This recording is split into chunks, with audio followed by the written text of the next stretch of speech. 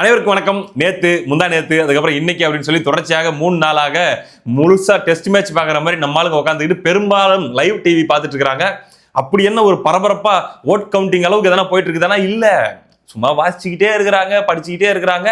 அதையும் உட்காந்து குத்த வச்சு நம்மளுக்கு கூரா பார்த்துக்கிட்டே இருக்கிறாங்க. அந்த அளவுக்கு அரசியல் மீதான ஆர்வம் அப்படின்னு சொல்றதை விட இந்த தாவேக்கா மீதான பற்று, எங்கேயாச்சும் நம்ம ஆளுங்களை அட்டாக் பண்ணிடுவாங்களா, இல்ல நம்பாளுங்க பதிலுக்கு எங்கேயாச்சும் அவங்களை அட்டாக் பண்ணிருக்காங்களா அப்படிங்கிற அந்த ஒரு ஆர்வத்துல தாவேக்கா ஆதரவாளர்கள் ரொம்ப கூடி போயிட்டதுனால இப்ப புதுசா நிறைய பேர் இந்த மாதிரி விஷயங்கள்லாம் பாக்குறாங்க. நேற்று என் ஸ்டூடெண்ட் ஒருத்தன் கால் பண்ணியிருந்தாங்க. அவன் வந்து நல்ல ஒரு வேலையில் இருக்கிறான், ரொம்ப முக்கியமான ஒரு ஜாப்ல இருக்கிறான். அவன் கால் பண்ணி, சார் என்ன சார் 2 நாளா வாசிச்சுக்கினே இருக்கிறாங்க, சண்டை எப்ப சார் வரும், உதயநிதி எப்ப சார் கேள்வி கேட்பாப்புல, முதலமைச்சர் எப்ப சார் பதில் சொல்லுவாப்புல அப்படின்ட்டு. தம்பி, இன்னைக்கு அதுக்கு வாய்ப்பு கம்மிடா, நாளைக்கு தானே அது நடக்கும் அப்படின்னு நேற்று சொன்னா, ஐயோ சார் நான் லீவ் போட்டு உட்காந்துக்கிறேன் அப்படின்னா. அந்த மாதிரி அந்த அளவுக்கு ஆர்வத்தில் போயிட்டு இருக்குது. அதுக்கு நம்ம பாராட்டுகளை தெரிவிச்சுக்கலாம் நம்ம அரசாங்கத்துக்கு. ஏன்னா தாவேக்கா முக்கியமான ஃபேக்டரா இளைஞர்களையும் பெரும்பாலான அரசியல் ஈடுபடாதவங்களையும் இதை நோக்கி பார்க்க வைக்கிறதுல ரைட்டு. அதுல இன்னைக்கு தான் நிறைய பேரும் எதிர்பார்த்த நிறைய ஆக்ஷன் பிளாக், சண்டை காட்சிகள், பரபரப்பான காட்சிகள்லாம் நிறைய நிலவுச்சு. இதுல ஆரம்பத்திலிருந்து நம்ம பார்க்கணும் அப்படின்னா வணக்கத்திலிருந்தே பஞ்சாயத்து ஆரம்பிச்சிட்டாங்க. முதலமைச்சர் உள்ள நுழையிறாரு. உள்ள நுழைஞ்சு வந்து பாத்தீங்கன்னா எல்லாருக்கும் நின்று வணக்கம் சொல்றாரு. அப்ப முன்னாள் முதலமைச்சர் எடப்பாடி பழனிசாமி அவர்கள் அவர் எழுந்து நின்று முதலமைச்சருக்கு வணக்கம் சொல்றாரு. பக்கத்துல நம்ம எதிர்கட்சி தலைவர் உதயநிதி அவர்கள் அவரு பயங்கரமா அந்த பைல்வான் ரங்கநாதன் போஸ்டர்ல இப்படி உட்காந்துட்டு இருக்கிறாரு. கண்டு கூட இல்ல, முகத்தை திருப்பிக்கிட்டாரு. அந்த அளவுக்கு பாத்தீங்கன்னா முதலமைச்சர் நின்று வணக்கம் சொல்றாரு, இவர் என்ன எந்திரிச்சு நிக்க மாட்டேங்கிறாருன்னு சொல்லி காலையிலேயே தாவேக்கா நண்பர்கள்லாம் பஞ்சாயத்தை கூட்டிட்டாங்க. ஏப்பா, 2 நாளைக்கு முன்னாடி அவரை நீங்க படுத்தின பாட்டுக்கும் அவஸ்தைக்கும் என்னென்ன கெஞ்சினார் என் கட்சிக்காரர் அப்படிங்கிற மாதிரி என்னென்னையா கெஞ்சினாங்க அரெஸ்ட் பண்றதுக்கு முன்னாடி. ஒரு 10 நிமிஷம் பாத்ரூம் போயிட்டு வந்துடும், அது கூட விடாத அளவுக்கு நீங்க டார்ச்சர் பண்ணிட்டு இன்னைக்கு வந்து முதலமைச்சர் வந்த உடனே அவர் டபக்குன்னு எந்திரிச்சு நிக்கணும்னு நீங்க எதிர்பார்க்கறீங்க பாரு. இதெல்லாம் வன்முறை, சரியா? அந்த அளவுக்கு எல்லாம் எதிர்பார்க்காதீங்க. வன்முறை இருக்கத்தானே செய்யும் உள்ள, அதெல்லாம் எந்திரிச்சு நிக்கல விடுங்க. அப்படியாக ஒரு மாதிரி ஆரம்பிச்சு ரைட்டு. இன்னைக்கு இந்த பட்ஜெட் மீதான விவாதம், மறுபடியும் அந்த வேளாண் பட்ஜெட் மீதான விவாதம். இதுல சிறப்பு கவன ஈர்ப்பு தீர்மானத்தை திமுக சார்பில் எதிர்கட்சி தலைவர் உதயநிதி ஸ்டாலின் அவர்கள் எழுப்புறாரு. 4 கேள்வி கேட்கிறாருங்க. 4மே உண்மையிலேயே முக்கியமான கேள்வி. யாரு கேட்டா என்ன முக்கியமான கேள்வின்னு தானே சொல்லி ஆகணும். ஒண்ணு என்னன்னா, இந்த மேகதாது அணை கட்ட விடாமல், காவிரியின் குறுக்கே கட்ட விடாமல் தடுப்பதற்கு என்னென்ன நடவடிக்கைகளை நீங்க சீரியஸா எடுத்துட்டு இருக்கிறீங்க, அனைத்து கட்சி கூட்டத்தை ஏன் கூட்ட தயங்குறீங்க, ஏன் கூட்ட மாட்டேங்கிறீங்க, அதுல என்ன உங்களுக்கு ஈகோ, ஏன் எல்லாரும் சேர்ந்து ஒற்றுமையா இருக்கிறோம்னு சொல்லி நம்ம காட்ட வேண்டாமா அப்படிங்கிற ஒரு கேள்வி கேட்கிறாரு. 1. 2வது, இந்த பயிர்க்கடன் தள்ளுபடி நீங்க அறிவிச்சது என்ன, நீங்க வந்து அதுக்கப்புறம் கொடுத்தது என்ன, இதுல விவசாயிகள்லாம் போராடிட்டு இருக்கிறாங்கல்ல, இதை பத்தி உங்களுடைய பதில் என்ன, எத்தனை நாள்ல நீங்க அதை வந்து முழுமையா தள்ளுபடி பண்ண போடுவீங்க, தள்ளுபடி பண்ண முடியுமா முடியாதா, இது 2வது கேள்வி. 3வதா ஒரு கேள்வி கேட்கிறாரு. அங்கிருந்து தான் பஞ்சாயத்து ஆரம்பிக்குது. அதாவது 2வது கேள்வியிலேயே பஞ்சாயத்து ஆரம்பிச்சிருச்சு. இல்ல இது அவுட் ஆஃப் கான்டெக்ட், இதை இதுக்குள்ள கொண்டு வர முடியாதுன்னு சொல்லி சபாநாயகர் ரொம்ப ஸ்ட்ரிக்டான ஆபீசர் ஆச்சு. அவரு இது ஆகாது, இதை ஒத்துக்க முடியாதுங்க, நீங்க என்கிட்ட கேட்டது வேற, இதுக்குள்ள வந்து இதை சொருகாதீங்க அப்படின்ட்டு. எப்படியோ ஒண்ணு இந்த பயிர்க்கடன் தள்ளுபடி சம்பந்தமா அந்த கேள்வி முழுமை அடையாம எப்படியாச்சும் உழைப்பி விட்டுறணும் அப்படிங்கிறது ரொம்ப சீரியஸா நினைச்சு நானும் பார்த்தேன். சரி, கேட்டுட்டாங்களே சட்டசபையில, அந்த கேட்ட மரியாதைக்காகச்சும் இந்த பக்கம் ஆளுங்கட்சியிலிருந்து யாராச்சும் மக்களுக்காகவாச்சும் ஒரு பதில் சொல்லுவாங்களா அப்படின்னு பார்த்தா இல்ல. நம்ம செங்கோட்டையன் மட்டும் எந்திரிச்சு நின்று, ஏங்க இதெல்லாம் கேட்கறது அலோடா, கேட்கக்கூடாது சட்டப்பேரவை தலைவர் அவர்களே அப்படின்னு சொல்லிட்டு அவர் உட்காந்துக்கிட்டாரு. அதுக்கு பதில் சொல்ல. பயிர்க்கடன் தள்ளுபடி இவங்க பண்ண போறதில்ல அப்படிங்கிறது நமக்கு தெரியுது, முழுசா அது நடக்க போறதில்லை, ரைட்டு. 3வதா ஒரு கேள்வி கேட்கிறாரு. என்னன்னா, இந்த குறுவை சாகுபடி, இதனால இந்த முறை வந்து சரியான மழை இல்லாதனால, காவேரியில சரியான நேரத்தில் தண்ணி வரல, மேட்டூர் அணை நிரம்பல, இதனால ஏகப்பட்ட பாதிப்பு ஏற்பட்டிருக்குது, இழப்பு ஏற்பட்டிருக்குது. போன வருஷம் வந்து எங்களுடைய ஆட்சி இருக்கும்போது 6.5 லட்சம் ஹெக்டேர் அளவு நடந்த சாகுபடி இந்த வருஷம் 1.5 லட்சம் ஹெக்டேர் அளவு தான் நடந்துட்டு இருக்குது. இதுக்கு ஏதாச்சும் நீங்க வந்து நிவாரணம் வழங்குவீங்களா அப்படின்ற மாதிரி ஒரு கேள்வி 3வதா கேட்கிறாரு. 4வது என்ன சொல்றாருன்னா, இந்த டெல்டா மாவட்டங்களை வறட்சியால் பாதிக்கப்பட்ட மாவட்டங்கள் அப்படின்னு சொல்லி அறிவிச்சு அதுக்கு ஒரு நிவாரணம் வழங்கணும் அப்படின்னு சொல்லி 4 பாயிண்டை எடுத்து வைக்கிறாருங்க. இந்த 4 கேள்வி கேட்டுட்டு 5வதா ஒரு அடிஷனல் கேள்வியை சொருவிட்டு அதை முடிக்க வராரு. அதுதான் அந்த 134 கோடி மேட்ரு. இந்த 4 வேற, அது வேற. அந்த 134 கோடி விஷயத்துல தான் 134 கோடி ரூபாய் அறிவிச்சிருக்கிறீங்க இல்லைங்க பேக்கேஜ். அந்த பேக்கேஜ் என்னன்னா பாத்தீங்கன்னா, இப்ப விவசாயிங்க சாகுபடி பண்ணணும் இல்லையா, அதுக்கு அவங்களுக்கு உரம் வாங்குறதுக்கு, விதை நெல் வாங்குறதுக்கு மற்றும் பல செலவுகள், இயந்திர நடவு, இந்த மாதிரியான செலவுகளுக்கு எல்லாருக்கும் அவங்களுக்கு ஒரு ஊக்கத்தொகை. ஆக்சுவலி அது வந்து பார்த்தீங்கன்னா நிவாரணம் கிடையாது, ஒரு ஊக்கத்தொகை. இதை வந்து நீங்க வழங்கியிருக்கிறதா சொல்லியிருக்கிறீங்களே, எத்தனை பேருக்கு வழங்கியிருக்கிறீங்க? இதுக்கு எதனா கணக்கு எடுத்திருக்கிறீங்களா? இது சம்பந்தமான எதனா தகவல் இருக்குதா? இப்படி கேட்டு முடிக்கிறாருங்க. இப்ப நம்ம முதலமைச்சர் பதில் சொல்றதுக்கு எந்திரிக்கிறாரு. எந்திரிச்சு அப்படியே சொல்லிட்டே வந்துட்டு 134 கோடி ரூபாய் நாங்க இப்பதான் கொடுத்துருக்கிறோம், அது கூட உங்களுக்கு தெரியாதா? நியூஸ் பேப்பர் பார்த்து படிச்சு தெரிஞ்சுக்கங்க, என்னத்தை நீங்களாம் வந்து அரசியல் இத்தனை வருஷமா பண்ணிட்டு இருக்கிறீங்க அப்படின்னு சொல்லிட்டு உட்காந்துட்டாரு. டம டம டம டம டமன் டேபிள் அடிச்சு உடைக்க ஆரம்பிச்சிட்டாங்க எல்லாரும். என்னடா மாஸ் பண்ணிட்டாரா முதலமைச்சர்? ஏன்னா அவர் பேசுறத பார்த்தா அப்படிதான் தெரியுது. அந்த குறுவை சாகுபடிக்கு அந்த நிவாரணம் வந்து ஏற்கனவே கொடுத்தாச்சு, வழங்கியாச்சு. இது வந்து அரசியலே நாங்கள் தான் அப்படின்னு சொல்லிக்கிறவங்களுக்கு இது எப்படி தெரியாமல் போச்சுன்னு எனக்கு தெரியல. முன்ன பின்ன பேப்பர் படிச்சிருந்தா நாட்டில் என்ன நடக்குதுன்னு தெரிஞ்சிருக்கும். இப்போ இந்த வீடியோவை எடுத்துக்கிட்டு தாவேக நண்பர்கள் பொழந்துட்டோம்ல, இன்னைக்கு தெரிச்சிட்டாப்ல. இன்னொரு தடவை கேள்வின்னு தூக்கிட்டு வரக்கூடாது பார்த்துக்க அப்படின்ட்டு அவங்க ஒரு பக்கம். அடுத்துக்கு இன்னொரு பதிலுக்கு திமுகவை சார்ந்தவர்கள் அவங்க ஒரு வீடியோவை போட்டு பயங்கரமா ட்ரெண்ட் பண்ணிட்டு இருக்காங்க. சிஎம்முக்கு பல்பு வாங்கிய முதலமைச்சர் அப்படின்னு சொல்லி. ஸ்பெஷல் பேக்கேஜ்னா நீங்க கொடுத்தது 134 கோடி கொடுத்தீங்க, அது அனைத்து அரசுலையும் கொடுக்கக்கூடிய ஸ்பெஷல் பேக்கேஜ் தான். இப்போ வறட்சி நிவாரண நிதி அவங்க கேட்கறாங்க. இது ரெண்டுத்துக்கும் வித்தியாசம் தெரிஞ்சுக்க வேண்டும். இது வெறும் டெய்லி காலைல பேப்பர் படிச்சா மட்டும் பத்தாது. அங்க அனைத்து கட்சி கூட்டத்தை கூட்டி அனைத்து விவசாயிகளோட போய் கலந்து பேசி அவங்களுடைய கோரிக்கைகள் என்னன்னு நீங்க தயவு செய்து கேட்டுக்கொள்ள வேண்டும். அது இவர் என்ன சொல்றாருன்னா, ஐயோ நீங்க சொல்றீங்க இல்லைங்க நியூஸ் பேப்பர் பார்த்து தெரிஞ்சுக்கிட்டு, அது எல்லாருக்கும் தெரிஞ்சதுதாங்க.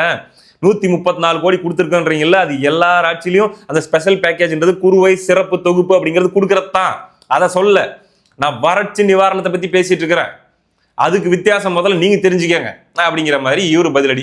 அவருக்கு இவர் ஒரு கவுண்டர் கொடுக்குறாரு.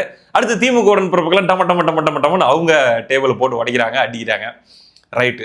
இந்த இடத்துல யாருப்பா பல்ப் வாங்கினாங்க அப்படின்னா, லைட்டா பார்த்தா சிஎம் தான் வாங்கியிருக்காரு.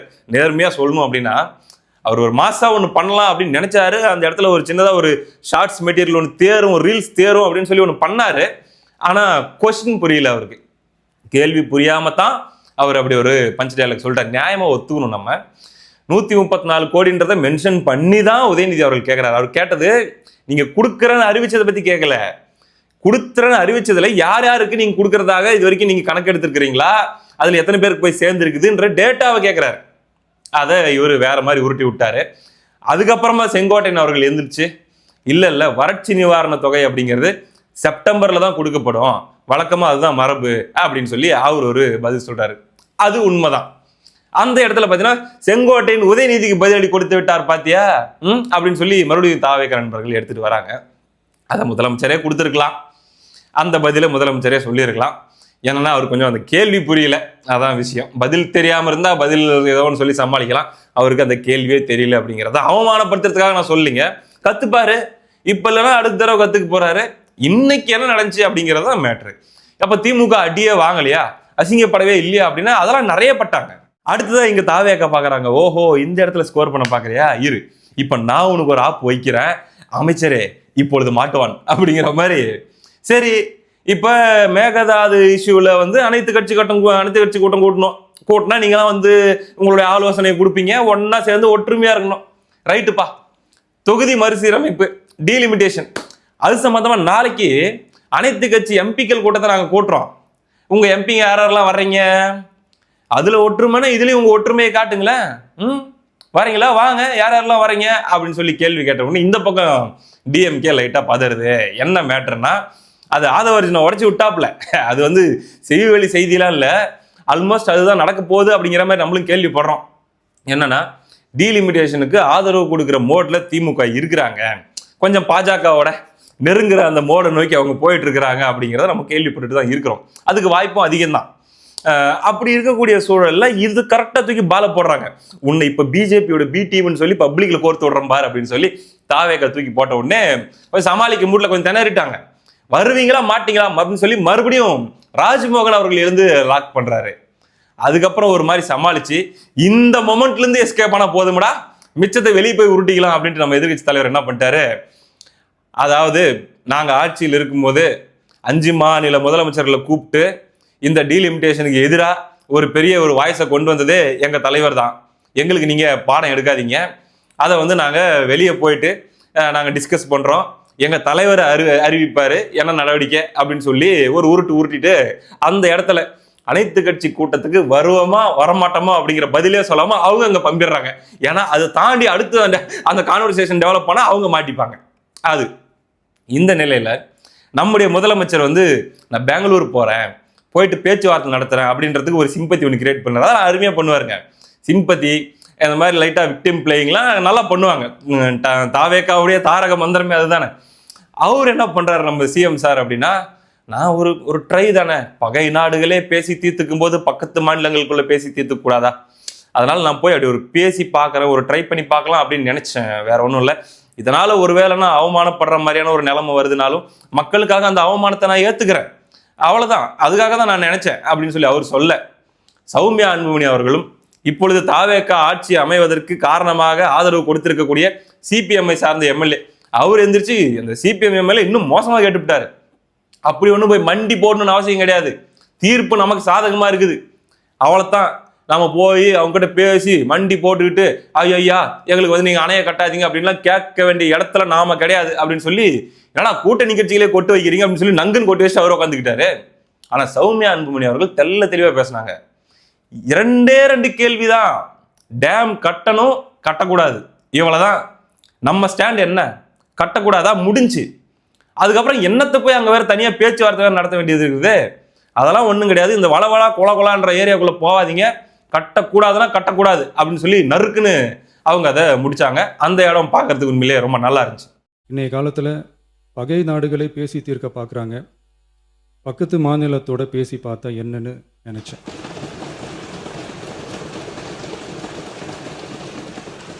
அதனால தான் அப்படி ஒரு அட்டெம்ப்ட் எடுக்க நான் ட்ரை பண்ணோம். ஒருவேளை அந்த அட்டெம்ப்டில் ஒரு அவமானம் நேர்ந்தால் என்ன செய்யன்னு சில பேர் கேட்டாங்க. அப்படி நடந்தால் தமிழ்நாட்டு மக்களுக்காக அதையும் தாங்க தயாராக தான் இருக்கேன். 2 ஆப்ஷன் தான் தலைவர் அவர்களே. ஒன்று மேகதாட்டு டேம் கட்டணும், இல்ல மேகதாட்டு டேம் கட்டக்கூடாது. இதுல நடுவில் என்ன முயற்சி?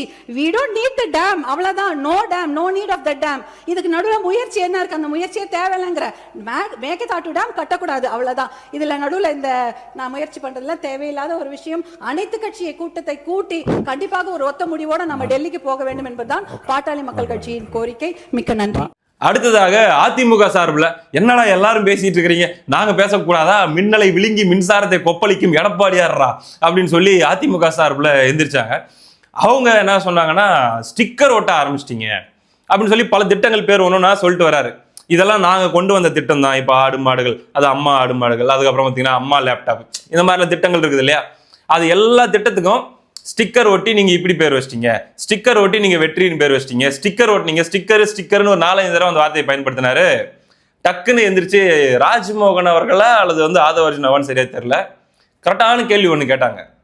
ஸ்டிக்கர் பத்தி பேச ஆரம்பிச்சா நல்லா இருக்காது, ஸ்டிக்கர் அப்படிங்கிற பேரு தமிழ்நாட்டு அரசியலுக்குள்ள யாருடைய ஆட்சி காலத்துல வந்துச்சு அப்படிங்கிறது எல்லாருக்கும் தெரியும், வேண்டாம் அப்படின்னு சொல்லி அவங்க ஒரு விஷயத்தை சொன்னாங்க. அது உண்மைதான். இந்த ஸ்டிக்கர் கலாச்சாரம் பொறுத்த வரைக்கும் அதிமுகவுடைய ஆட்சியில பீக்கில் போச்சுங்க. அம்மையார் ஜெயலலிதா அவருடைய ஆட்சியில தான் 100 பேர் கல்யாணம் பண்ணி வைப்பாங்க, இலவச திருமணம் பண்ணி வைப்பாங்க. பார்த்தா நெத்தியில கட்டுவாங்க இல்லைங்க, பட்டை மாதிரி ஒன்று கட்டுவாங்க இல்லைங்க பொண்ணு மாப்பிள்ளைக்கு, அதுல கூட ரவுண்டா பார்த்தீங்கன்னா ஜெயலலிதா அவருடைய ஸ்டிக்கரை ஒட்டி வச்சிருப்பாங்க. எல்லாத்துலயும் உப்பு பாக்கெட்ல இருந்து தண்ணி பாட்டில இருந்து எல்லாத்துலயும் ஸ்டிக்கர் அவங்க ஒட்டி வச்சிருப்பாங்க. அதே போல வந்து பார்த்தீங்கன்னா அந்த ஸ்டிக்கர் அப்படிங்கிறது மிகப்பெரிய அளவுல ஸ்கூல் பேக்ல இருந்து எல்லாத்துலயுமே ஒரு பெரிய விமர்சனத்துக்குள்ளானதும் அதிமுகவுடைய ஆட்சியில தான். அதை மென்ஷன் பண்ணி தான் தாவேகா நாங்க பேசினாலும் நல்லா இருக்காது பாருங்க, அதெல்லாம் நல்லா இல்லை அப்படின்ட்டு அவங்க சொல்றாங்க. அது போக இந்த முந்தைய ஆட்சியில ஒரு திட்டத்தை நடத்திட்டு வந்தாங்க, கொண்டு வந்தாங்க, அனௌன்ஸ் பண்ணாங்க. அடுத்து வேற ஒரு கவர்மெண்ட் வந்த உடனே, வேற ஒரு கட்சி ஆட்சிக்கு வந்த உடனே அதனுடைய பேரை மாத்துறாங்க. அதை வந்து தாவேகா இப்படி பண்ணிட்டு இருக்கிறாங்க. இப்ப எல்லாத்தையும் மாத்தி வெற்றின்னு பேர் வச்சுக்கிறாங்க.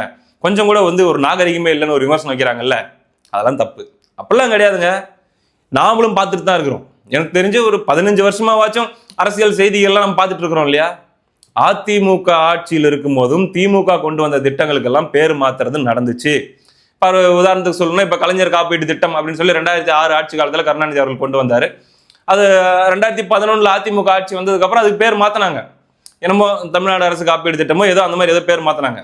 அப்படி பேர் மாத்துறதுங்கிறது அவங்கவுங்க ஆட்சிக்கு வந்துட்டாங்கன்னா அந்த கிரெடிட் வந்து காலத்துக்கும் அந்த கட்சிக்கு இருக்கக்கூடாது.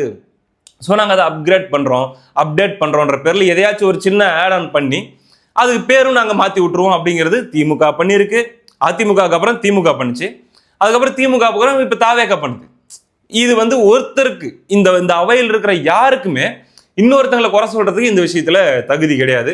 இதை நாம் ஏற்க முடியாது. இந்த விஷயத்துல தாவேக பேர் மாத்துறாங்கன்னா அதெல்லாம் எல்லாரும் பண்ற விஷயம் தான். அதனால தாவேகாவை குறிப்பிட்டு அவங்க தான் அப்படின்னு விமர்சிக்கிறது அதுல ஒண்ணும் கிடையாது. சபாநாயகருடைய அந்த ஆக்டிவிட்டிஸ் எல்லாம் பார்க்கறதுக்கு செம்ம இன்ட்ரெஸ்டிங்கா இருக்கும். எதிர்கட்சிகள் கொஞ்சம் ஒரு மாதிரி அந்த டாபிக்ல இருந்து கொஞ்சம் வெளியே போய் ஏதாச்சும் ஒரு கவுண்டரை கொண்டு வந்தாங்க கூட பேச விடாம ஒரே அமுகா அமைக்கிறாரு அப்படின்னு சொல்லி ஒரே அமுகா அமைக்கிறாரு. அதுக்கப்புறம் பதில் சொல்ல யாராச்சும் இந்த பக்கம் எந்திரிக்கிறதுக்கு முன்னாடி எந்திரி சிக்னல் கொடுத்துருவாரு. எந்திரிச்சிருவாங்க. எந்திரிச்சு அவங்க பேச ஆரம்பிச்சுட்டு தாவேக சைட்ல பேச ஆரம்பிச்சு கான்டெக்ட் விட்டு அவங்க வெளியே எவ்வளவு வேணா போயிட்டு வருவாங்க. ஜாலியா என்ன வேணா பேசுவாங்க. அது அனுமதிக்க முடியாதுன்ற மாதிரி லைட்டா சொல்லிக்கிட்டே பேச விட்டுருவாரு. முழுசா பேசி முடிச்சதுக்கு அப்புறமா இதெல்லாம் கொஞ்சம் தவிர்த்துக்காங்க அப்படின்னு அட்வைஸ் பண்ணிடுற. மொத்தத்துல மக்கள் எல்லாரும் அதை பார்த்துடணும், கிளியரா கேட்டுருணும். அந்த மாதிரி ஒரு சூப்பரா அவர் ஒரு விஷயத்த பண்ணிட்டு இருந்தார். நம்ம அதை நோட் பண்ணோம். அதுக்கப்புறம் நம்முடைய முன்னாள் அமைச்சர் ரகுபதி அவர்கள் இன்னொரு பாயிண்ட்டையும் சொன்னார். என்னன்னா, கமிஷன்லாம் வாங்க ஆரம்பிச்சிட்டீங்களாமே, எப்பயே 3%, 5% அப்படின்ற மாதிரிலாம் கமிஷன் நடக்குதாமே, அதெல்லாம் வந்து நாங்கள் கேள்விப்பட்டு இருக்கிறோம் அப்படின்னு சொல்லி அவர் ஒரு விஷயத்தை தூக்கி போட, அதுக்கு வந்து நம்முடைய புஷி ஆனந்த் அவர்கள் எந்திரிச்சு அந்த இடத்துல வெகுண்டு எழுந்து விட்டார். ஆதாரம் இல்லாம பேசக்கூடாது, ஆதாரத்தை காட்டுங்க, எங்க நாங்க கமிஷன் வாங்கணும் அதுக்கு ப்ரூஃப் காட்டுங்க அப்படின்னு சொல்லி கேட்டுவிட்டாரு. போசுக்குன்னு ஆதாரம் எங்க போக முடியும்? 90 நாள்ல ஆதாரத்தை திரட்ட முடியுமா? வரும். எந்த ஆட்சியா இருந்தாலும் கண்டிப்பாக எல்லா வேலைத்தனமும் பண்ணுவாங்க. அது பண்ணதுக்கான ஆதாரம் வரும். ஏன்னா லேட்டா வரும். இப்படி திடுதுப்புன்னு எந்திரிச்சு புஷி ஆனந்த் அவர்கள் இப்படி ஒரு விஸ்வரூபம் எடுப்பாருன்னு சொல்லி அந்த நேரத்துல திமுக எதிர்பார்த்திருக்க மாட்டாங்க. அதனால அந்த பாயிண்ட்டும் பெருசா எடுபடல திமுக சொல்ல வந்தது. அதையும் நம்ம பார்த்துக்கணும். அடுத்ததாக பாமக சார்பில் கேட்கப்பட்டது என்னன்னா, ரொம்ப கடுமையாக நாங்கள் இந்த ஆன்லைன்ல சரக்கு வாங்குற மேட்ரு, மது ஆன்லைன்ல புக் பண்ணி வாங்குறத நாங்கள் கண்டிக்கிறோம், இதை நாங்கள் புறக்கணிக்கிறோம் அப்படின்ட்டு. அதுக்கு நம்முடைய அமைச்சர், மதுவிலக்குத்துறை அமைச்சர், அவர் எந்திரிச்சு பதில் சொன்னார். அவர் என்ன சொன்னார்னா, ஆன்லைன்ல மது ஆர்டர் பண்ணா வீட்டுக்கே வந்து டோர் டெலிவரி பண்ணிட்டு வருவாங்க, அந்த மாதிரி இல்லைங்க. அது ஆன்லைன்ல நீங்க வந்து பே பண்ணி உங்களுக்கு என்ன பாட்டில் வேணும், 2 ஃபுல்லா 1 ஃபுல்லா ஆஃபா என்ன பிராண்டு அப்படிங்கிறத நீங்க செலக்ட் பண்ணி உங்க பக்கத்தில் இருக்கிற கடையில செலக்ட் பண்ணி நீங்க பே பண்ணிடலாம். பே பண்ணிட்டு உங்களுக்கு ஒரு QR கோடு வரும். அந்த QR கோடை எடுத்துக்கிட்டு ஒயின் ஷாப்புக்கு போனீங்கன்னா நீங்க உங்க சரக்கை வாங்கிட்டு வந்துடலாம். வீட்டுக்கெல்லாம் வராது. இங்க நீங்க பர்ச்சேஸ் பண்ணிட்டு அங்க போயிட்டு கலெக்ட் பண்ணிக்கணும். இதனால என்னன்னா, அந்த 10 ரூபா அப்படிங்கிற மேட்டரை வந்து கொஞ்சம் குறைக்கலாம். நீங்க அந்த QR கோடு மட்டும் காமிச்சிட்டு நீங்க பொருளை வாங்கிக்கிறீங்க. ஸோ அங்க காசு கொடுக்கல் வாங்கல் அப்படின்றது நடக்காது. அதனால அந்த பாட்டிலுக்கு 10 ரூபான்றது குறையும்ன்றதுக்கான ஒரு நடவடிக்கை தான் இது அப்படின்ட்டு. அதுல எங்களுக்கு உடன்பாடு இல்லைன்னு சொல்லி பாமக சொன்னாங்க. எனக்கும் அதுல உடன்பாடு இல்லை. ஏங்க அப்ப இப்படிலாம் பண்ணி சுத்தி வளைச்சு இப்படி மூக்க தொட்டு தான் அந்த பாட்டிலுக்கு 10 ரூபாயை வந்து கண்ட்ரோல் பண்ண முடியுமா? மற்றபடி வந்து பாத்தீங்கன்னா டைரக்டா 10 ரூபா வாங்காதீங்க அப்படின்னு சொல்லி ஒயின் ஷாப்ல இருக்கக்கூடிய ஊழியர்கள் கிட்ட சொல்லி உங்களால் தடுக்க முடியாது. அவங்க வாங்க தான் செய்வாங்க. நீங்க வேணா ஆப்ல அப்படி புக் பண்ணி வாங்கிட்டு அது போயிட்டு 10 ரூபா கொடுக்காம பாட்டில் வாங்கிட்டு வீட்டுக்கு போயிருங்களேன் அப்படிங்கிற மாதிரி ஒரு சொல்யூஷனை தாவேக சொல்றாங்க. ஏங்க எங்க ஊர்லலாம் வந்து இன்னும் எத்தனையோ உழைப்பாளிகள், கஷ்டப்படுறவங்க, இந்த மாதிரி வந்து பார்த்தீங்கன்னா விவசாயிகள், கூலி வேலை செய்கிறவங்க, இந்த மாதிரி கொத்தனார் வேலை செய்கிறவங்களாம் இந்த மாதிரி நம்ம டச் ஃபோன்லாம் கிடையாது. அவங்ககிட்ட ஃபோனே இல்லாதவங்களாம் நிறைய பேர் இருக்கிறாங்க. அவங்களுக்கு தெரிஞ்சது என்னது, 150 ரூபாய் எடுத்துகிட்டு போயிட்டு 150 ரூபாய் ஒன்று கொடு. சரக்கு பேர்லாம் அவங்களுக்கு சொல்ல தெரியாதுங்க. கடைக்கே போனாலும் எனக்கு இந்த பிராண்டு வேணும்னு கேட்க தெரியாது. 150 ரூபாயில ஒன்று கொடு அப்படின்னு சொல்லிட்டு 150 ரூபா பாட்டில் வாங்கிட்டு போயிட்டு குடிப்பாங்க. அவங்ககிட்ட 10 ரூபா சேர்ந்து வாங்கத்தான் செய்வாங்க. இப்போ இப்போ வசதி இருக்கிறவங்க அல்லது இந்த டெக்னாலஜி எல்லாம் யூஸ் பண்ண தெரியவங்க அதெல்லாம் யூஸ் பண்ணி 10 ரூபாயை மீதி பண்ணிக்கலாம் மொபைல் மூலமா, ஆன்லைன் மூலமா. இப்போ அவன் ஏழைப்பாளைங்க, படிக்க தெரியாதுன்னு கஷ்டப்பட்டவங்க, அவங்க அந்த 10 ரூபாய்க்கு கொடுத்தா ஆகணுமா? அப்ப இவங்களுக்கு சொல்யூஷன் சொல்லிட்டீங்க. ஆண்ட்ராய்டு ஃபோன் இருக்கிறவங்களுக்கு, ஆண்ட்ராய்டு இல்லாதவங்களுக்கு, இதெல்லாம் பண்ண தெரியாதவங்களுக்கு என்ன சொல்யூஷன் வச்சிருக்கிறீங்க? அப்போ 10 ரூபாயை ஒழிக்கணும்னா எல்லாருக்கும் சரிசமமா தான் நீங்க ஒழிக்கணும். இந்த இடத்துலையும் ஒரு மிகப்பெரிய ஒரு என்ன சொல்றது, இது ஒரு சொல்யூஷனே இல்லை. இது ஒரு மாதிரி கசாமுசான் இருக்குது. இதுக்கு ஒரு நிரந்தர தீர்வு அரசு கண்டுபிடிக்கணும். மேபி பயங்கரமா ட்ரை பண்ணிட்டு இருக்காங்க, முயற்சி பண்ணிட்டு இருக்காங்க. கண்டுபிடிச்சு கூடிய சீக்கிரத்தில் அதுக்கு ஒரு சொல்யூஷன் கொண்டு வருவாங்க அப்படின்னு நம்ம நம்பலாம். ஸோ இப்படி பல விஷயங்கள். இதுல லாஸ்ட்ல ஆதவர்ஜுனா அவர்களுக்கும் உதயநிதி ஸ்டாலின் அவர்களுக்கும் பஞ்சாயத்து. சும்மாவே இருந்தாலும் நம்ம அங்கில விடமாட்டேங்கிறாங்க. போன தடவை தான் சொல்லிவிட்டீங்க, அப்பாவை காணோம் எங்கப்பா அப்படி இப்படின்னு பேசி அசிங்கப்படுத்திவிட்டீங்க. அதுக்கப்புறமும் மறுபடியும் ஒவ்வொரு தடவை வரும்போதும் உங்கள் அப்பா எங்கன்னு சொல்லி வெறுப்பேற்றுறது அதிகமாக பண்ணாதீங்க. தப்பித்தவரி ஐயா ஸ்டாலின் மேலே சிம்பதி போயிட போகுது அப்படின்னு தான் நான் சொல்கிறேன். ஆமாம், ஏன்னா ஒரு லிமிட் தாண்டி போகும்போது ஒரு மாதிரி பப்ளிக்கே என்னடா ரொம்ப ஓவராக பண்ணுறாங்களேன்ற ஃபீல் வந்துடக்கூடாது இல்லையா? அதனால் நான் சொல்கிறேன். அதில் உங்கள் அப்பாவை காணோம் என்று, அது ரகுபதி அவர்கள் சொன்னது தான், உங்கள் அப்பாவை காணோம் என்று இங்கு நிறைய பேர் சொல்லி கொண்டிருக்கிறார்கள். எந்தெந்த விஷயத்துலலாம் அவர் இருக்கார் தெரியுமா? அதே மாதிரி மகளிர் உரிமை தொகை, அப்புறம் இந்த நான் முதல்வன் திட்டம், இந்த மாதிரி பல திட்டங்கள்லாம் அவர் இன்னுமே இருக்காரு அப்படின்னு சொல்லும்போது நிதியமைச்சர் மரியா வில்சன் எந்திரிச்சு அவர் என்ன சொல்றாருன்னா, அப்படி பார்த்தா 1,28,000 ரூபாய் ஒருத்தர் தலையிலையும் நீ கடன் இருக்குது இல்ல, அதுலயும் அந்த அப்பா தான் இருக்கிறாரு. இத்தனை லட்சம் கோடி கடன் வச்சுட்டு போயிருக்காருல்ல, ஒருத்தர் தலை மேலேயும் 1,28,000 ரூபாய் கடன் இருக்குல்ல, அதுலயும் அவர் தான் இருக்காரு. அப்ப அந்த கிரெடிட்டும் அவருக்கு தான் அப்படின்னு சொல்லி ஒரு பதிலடி கொடுக்குறேன்னு சொல்லி ஒரு பதிலடி கொடுக்குறாரு. என்னை பொறுத்த வரைக்கும் அந்த பதிலடி வந்து ஒரு அர்த்தமற்ற ஒரு என்ன சொல்றது, அது ஒரு வேலிடான பதிலடி கிடையாது. ஏன் அப்படின்னா, நேத்து பட்ஜெட் தாக்கல் பண்ணிட்டு அது முடிஞ்ச உடனே உங்களுடைய அதிகாரி என்ன சொல்றாரு, இன்னும் 50 வருஷத்துக்கு கடன் வாங்குறத நிறுத்த முடியாது, வருஷம் கடன் ஏறிட்டு தான் போகும், அது எந்த கவர்மெண்ட் வந்தாலும் அப்படின்னு சொல்றாரு. அப்ப என்ன அர்த்தம்னா, தாவேக அரசாங்கமும் அடுத்த 5 வருஷத்துக்கு கடன் வாங்க தான் போகுது. இப்ப 11 லட்சம் கோடி கடன் திமுக ஆட்சியில விட்டுட்டு போனாங்க அப்படின்னா, தாவேக ஆட்சி முடியும் போது இன்னும் அந்த 2,500 ரூபாய் ஸ்கீமு, இன்னும் வந்து பாத்தீங்கன்னா வேலை இல்லாதவங்களுக்கு 4,000, 6 சிலிண்டரு, இதெல்லாம் நீங்க கொண்டு வந்தீங்கன்னா கட்டாயமா இந்த ஆட்சி முடியும் போது 17-18 லட்சம் கோடி கடன் இருக்கிறதுக்கான வாய்ப்பு நிறைய இருக்குது. 20 லட்சம் கோடி கூட இருக்கலாம். அப்போ ஒருத்தங்க தலை மேல 1,28,000 இல்ல, அதுக்கு மேல கூட அன்னைக்கு விஜய் அவர்களுடைய ஆட்சி முடியும் போது கடன் இருக்கும். சோ இது ஒரு பாயிண்டா வந்து நீங்க வைக்க முடியாது. முந்தா நேத்து தான் நாங்க கடன் வாங்கத்தான் போறோம்னு விளக்கம் கொடுத்துட்டு இன்னைக்கு நீங்க இப்படி இது ஒரு பழியா சொல்றது வந்து அந்த இடத்துல லாஜிக்கே இல்லாத ஒரு பதிலடியாக இருந்தது. அதுக்கப்புறம் கடைசியா இவங்க மோதிக்கிட்டதுங்க என்னது, அதாவது இந்த பார்ட்டி ஃபண்டு 900 கோடி ரூபா லாட்ரி மார்டின் கிட்ட இருந்து நீங்க தானே வாங்கினீங்க அப்படின்னு சொல்லி மொத்தம் இந்த பார்ட்டி ஃபண்டுன்றதுல ஆர்குமெண்ட் ஸ்டார்ட் ஆகுது. அதுக்கப்புறம் அப்போ 900 கோடி பார்ட்டி ஃபண்ட் வாங்கினது யாரு அப்படின்னு ஒரு கேள்வி வருது. அதுக்கு உதயநிதி ஸ்டாலின் அவர்கள் எந்திரிச்சு கொடுத்தது யாரு, உங்க மாமனார் தானே அப்படின்னு சொல்லி ஆதவர்ஜுனா கிட்ட கேட்கிறாரு. அதுக்கு ஆதவர்ஜுனா வாங்கினது யாரு, உங்க அப்பா தானே, போய் அவர்கிட்ட போய் கேளுங்க, அவர் தான் இங்க காணும்ல அப்படின்னு சொல்லி அவர் சொல்றாரு. ஃபண்ட் வாங்கினாங்க அப்படின்னு கேட்குறாரு. அது கொடுத்தது அவருடைய மாமனார் தான். அவருடைய மாமனார்கிட்ட கேட்டு அந்த விளக்கத்தை அவர் பெற்றுக்கொள்ள வேண்டும். அது அவரும் உங்க அப்பாவுக்கு மட்டும்தான் தெரியும், உங்க அப்பா கிட்ட தான் கேட்கணும், எனக்கு தெரியாது. அப்பாவை இங்க காணோம், வீட்டுக்கு போய் உங்க அப்பாட்ட கேளுங்க, உங்க அப்பா கரெக்டா சொல்லுவாரு, ஏன் வாங்கினாரு உங்க அப்பா சொல்லுவாரு.